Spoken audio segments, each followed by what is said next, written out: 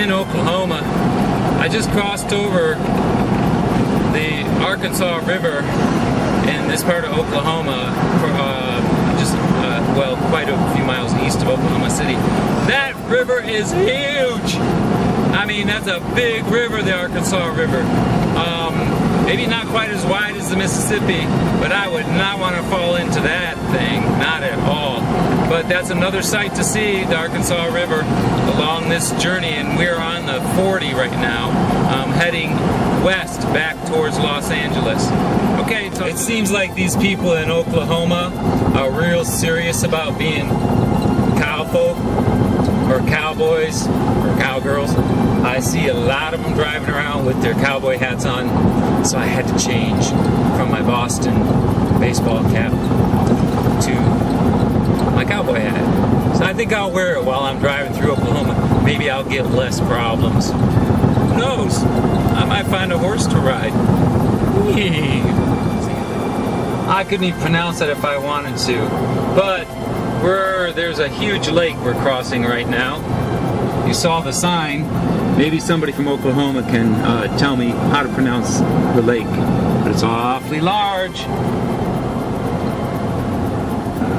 Just out the window, that's Oklahoma City. There it is, Oklahoma City. We're going to try and stop at the memorial here real quickly if I can squeeze it in. I just wanted to stop in Oklahoma City so that I could see the memorial from the Oklahoma City bombing. It was one of the most tragic events to happen in Oklahoma's history, and a lot of people died, and I just wanted you to see this.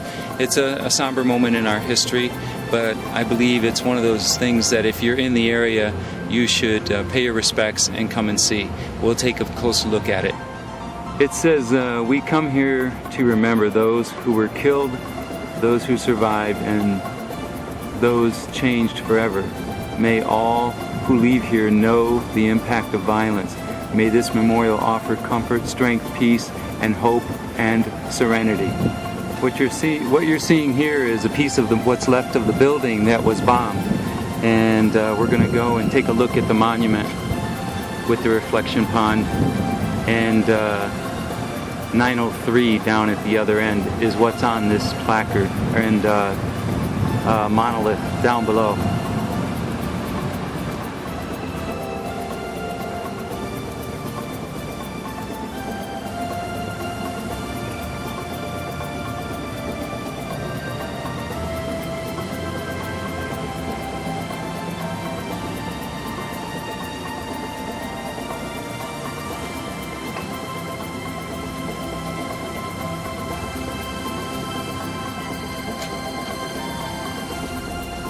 There's workers here attending to the grounds, keeping them up. I think they're probably, it's very important to the people that live here to remember this and to keep it up. This is the placard which lists the names of the people that died here and that suffered the cruelty of domestic violence. Okay, maybe a better way to put it is domestic terrorism, but nonetheless, extreme violence in our country. I just want you to know there's more to Oklahoma City than that memorial. There's theaters, botanical gardens here, restaurants, and it's a beautiful downtown area. So come for a lot of other reasons, not just for the memorial. But definitely there's plenty to do here. There's a Ford Center over here, and there's a Courtyard Marriott right next to it.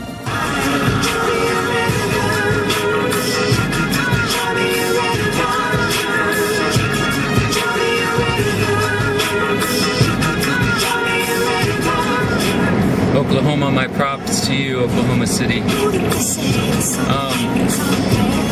I just want people to know it releases a lot of cathartic emotions in you to see something like that monument and that memorial to those people that died in that bombing. but I want you to be aware that Oklahoma is more than the sum of its parts. It has so much more to offer, Oklahoma City and the state of Oklahoma. So when you come here, don't just think about the lives lost. Celebrate the lives that are still here and celebrate the life that you have. That's the only way you can do it, to get through something like that. You've got to make sure that you celebrate your life every day. And I'm not going to preach, but there's so much out here to see and do in the way of just this country alone. I suggest you get out and at least try and do something wonderful. I'm going to show you something that's coming up right now.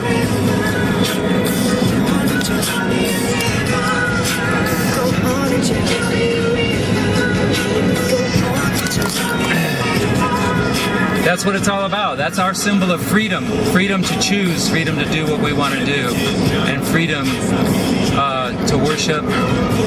It's amazing what we can accomplish, but we also have sacrifices that we have to realize are part of this culture and that comes along with being an American.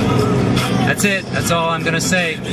Live life, be happy, laugh, eat, and experience joy. See you later. Well, here we are. We're heading back through Texas. We're coming back into Texas, heading west out of Oklahoma. And hopefully I will make New Mexico by nightfall. I'm getting tired. It's been a long day. I've been up since 5 a.m. Memphis time. But I think I'll make it. It's light out. I've gained a couple hours coming this direction. I should be good. All right. Yeah, we're in. I don't know if I did that right, but let me try it again. I ain't drinking anymore.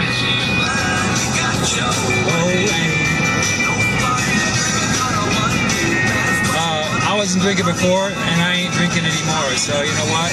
It doesn't really matter, because this is Texas, and this is Texas. Big time music. All right. All right. Talk to you later. Ride 'em, cowboy. Oh, back to the land of enchantment.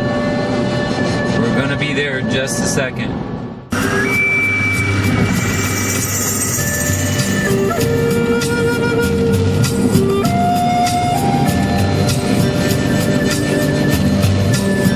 Well, here we go.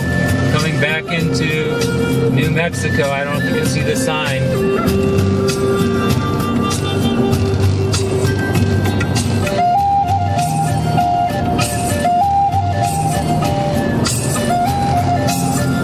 I like this state. It is really an interesting state.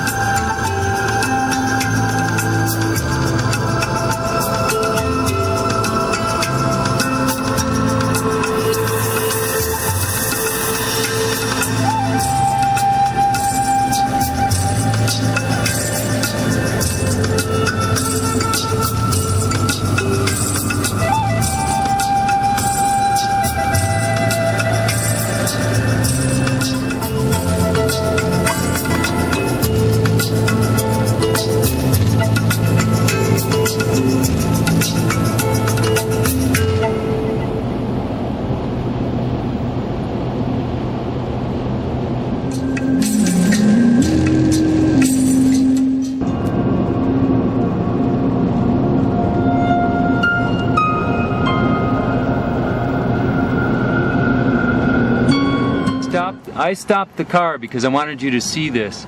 This is why it's called the Land of Enchantment. Right here. Look at that sunset. It is gorgeous. A beautiful, beautiful sunset here in New Mexico.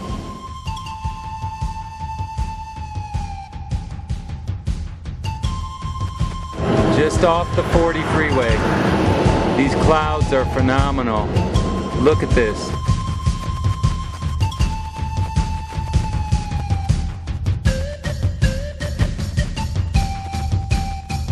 That is definitely a phenomenal sunset.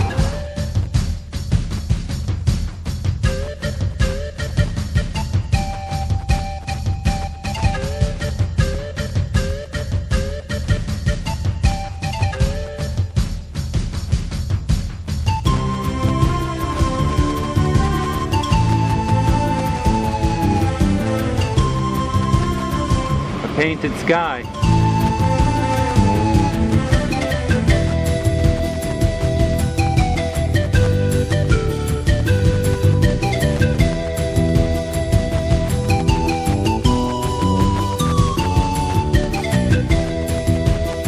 That's gorgeous.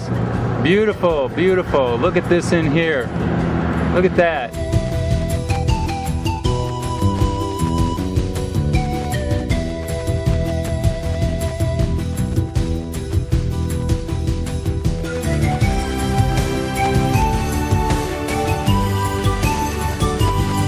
Okay, we're gonna get one last shot. One last shot of the sunset. You can see all the colors. I stopped again. Look at this. Beautiful, amazing, bright flame colors way over there. I'm gonna zoom back out again. It's really gorgeous. And I'm gonna show you something else right next to it in the other clouds. This is phenomenal. Watch this. When I zoom over to the other darker clouds, there's lightning taking place in these clouds. There's a rainstorm going on in the distance, and occasionally you find a bolt of lightning going on over there. I don't know if we'll be able to see any or not before the tape runs out, but I'm trying to catch it for you.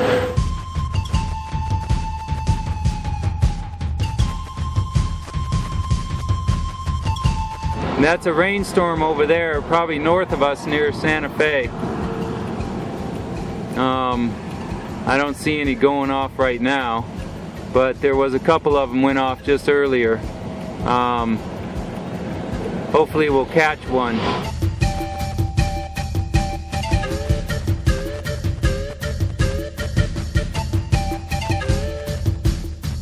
Well, maybe not. Okay. It's very late at night, and I started at 6 o'clock in the morning in Memphis time, and it's now 11:35 p.m. Santa Fe, New Mexico time. So I'm exhausted. I've had a long day. It was a lot of driving today, roadblocks, detours. A lot of fun too. The sunset was gorgeous, but it's time for me to hit the hay and start another day tomorrow. Maybe I'll get to see a couple of sites here in Santa Fe. That's what I want to do. So it's Thursday morning, the 27th of August. If you're going to see Santa Fe, you might first want to stop at the Santa Fe Community Convention Center and go into the Information and Welcome Center there. They have lots of information. They have maps that you can get of the downtown area. And a lot of things are within walking distance, so you don't have to go very far. And the area is beautiful, and the buildings are beautiful too, and you're going to see more of it as we go.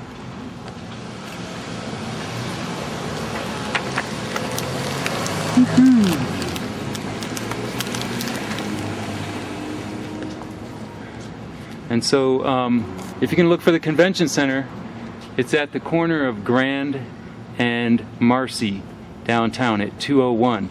Alrighty, we're gonna go for a walk and pick up the car and go park it somewhere, and then we're inside the community center, and I just want you to see. There you go.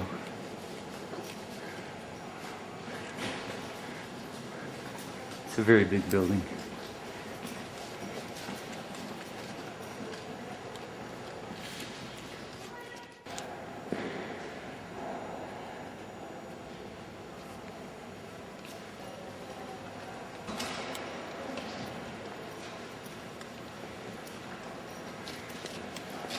Gorgeous courtyard too. We'll go out there. This is the courtyard here at the convention center, and you can see it's a really lovely area. Ever heard of the concept of fish out of water? Well, there you go. That's a lot of fish stuck in this gravel. An interesting sculpture. There's a lot of sculptures in downtown Santa Fe. This is just one of them, right outside the convention center. We are outside Palace of the Governors, just inside the courtyard in downtown Santa Fe, New Mexico, and there's a lot of artisans here, and the buildings again are gorgeous, and I'm going to show you a few, and we're going to pan around and we're going to take a good look before we go do one of the tours in one of the buildings.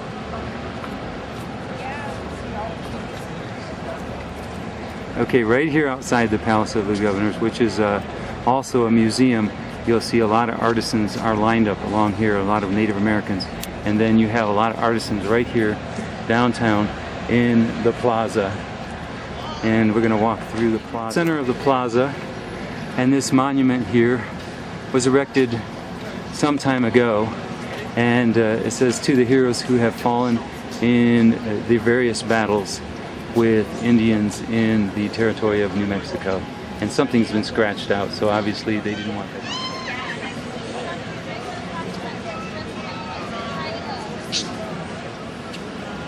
The very center of the park and the plaza, and we're just panning all the way around.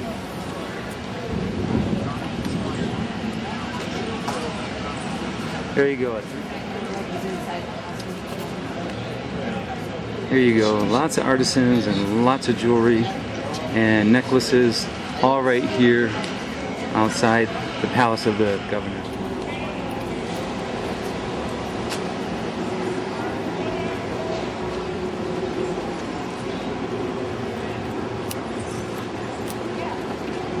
We're looking at the Cathedral Basilica here, and we're going to get a closer look. We're going to come up on it, and it's the St. Francis of Assisi Cathedral Basilica. So we're going to go over here and take a closer look.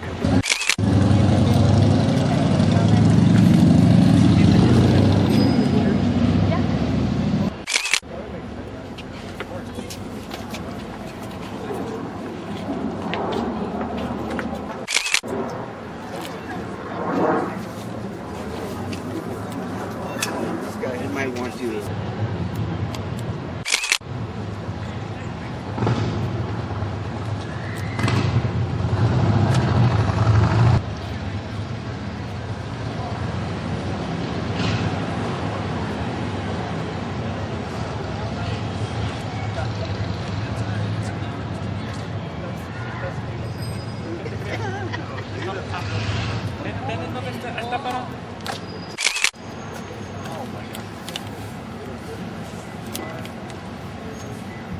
You told me that. Yeah.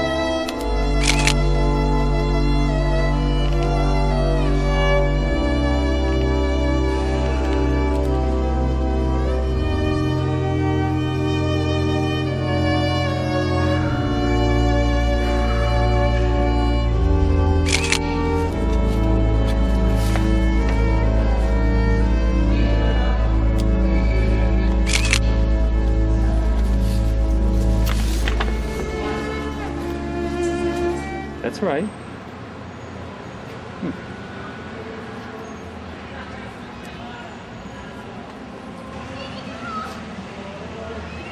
Supplies donated too.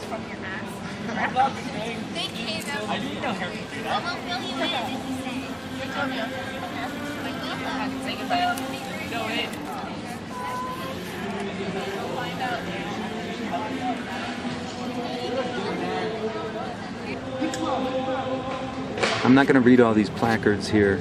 I'm just going to go by and let you see the dates, because Santa Fe is going to be 400 years old this year, and their history dates way back into the 1500s when the Spaniards inhabited this area.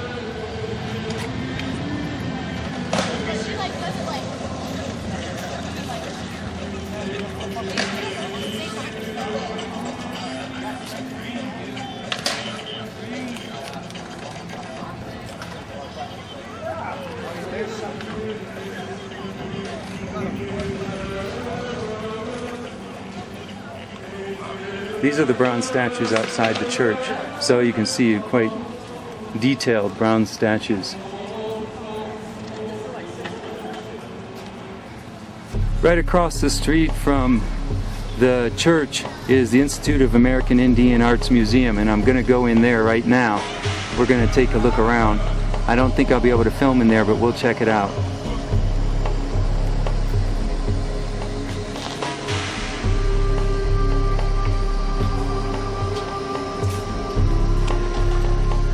The interesting thing about Santa Fe is everywhere you look there's art. It was an artist colony many years ago and still remains very much a center for different types of art. And so you're going to see more and more of that as we traverse paths along the downtown corridor. I'm not saying all the art is stunningly beautiful, but it's definitely unique. This is right inside one of the courtyards here. Of the Native American Art Museum. And again, the church is right across the street.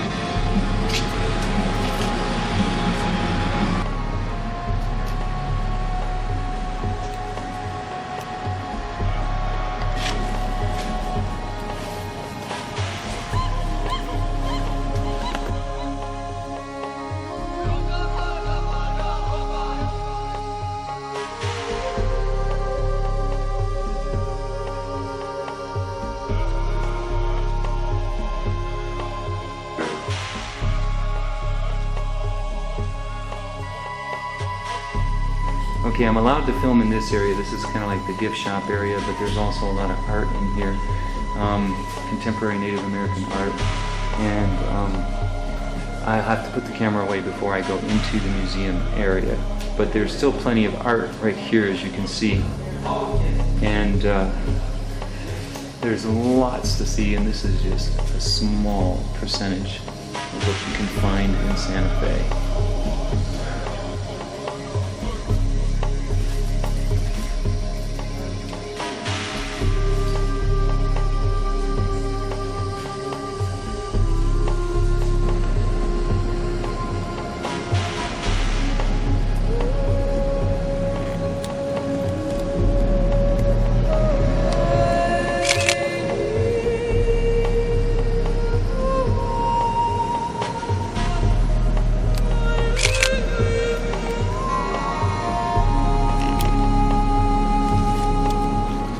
Okay, behind me is the San Miguel Mission. It's the oldest church structure in the United States. And according to what it says, right over here, where I'm looking, where my face is looking, it was built in 1610. And we'll get a little bit more look at that sign and maybe at the church too. Hold on.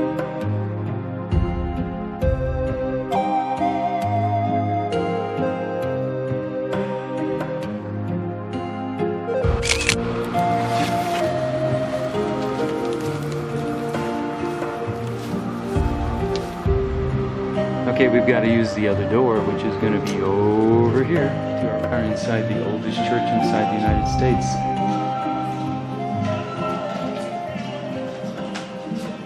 Some of the pictures of the structure.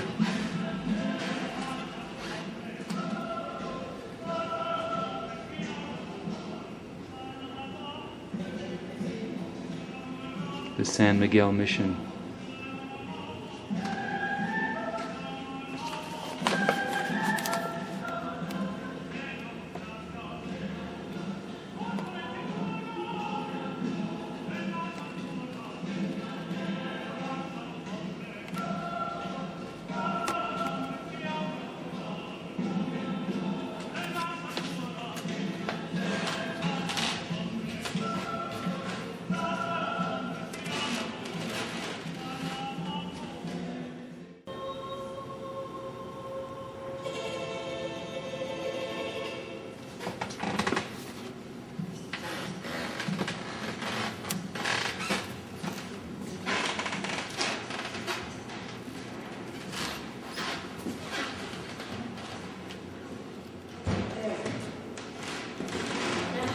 Yeah, this church is over 400 years old, which is nothing compared to European churches, but for the United States, this is a big issue, especially this being the oldest church inside the United States.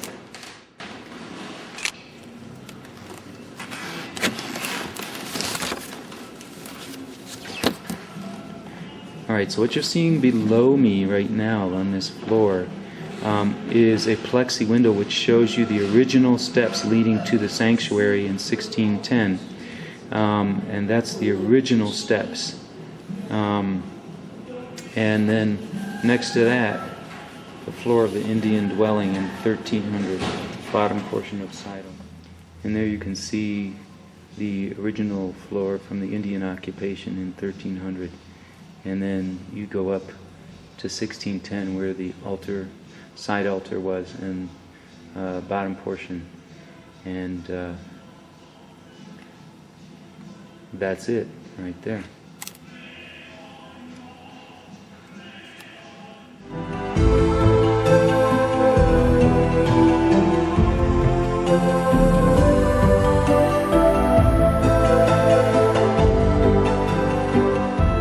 This church was originally built somewhere around 1610 and then was restored again in the 1700s, but there's underneath the floor old dwellings from around 1300 AD where Native Americans actually lived on this site. So you're looking at a real piece of history here with this particular church. You got to come see it and touch it and enjoy it. Thanks.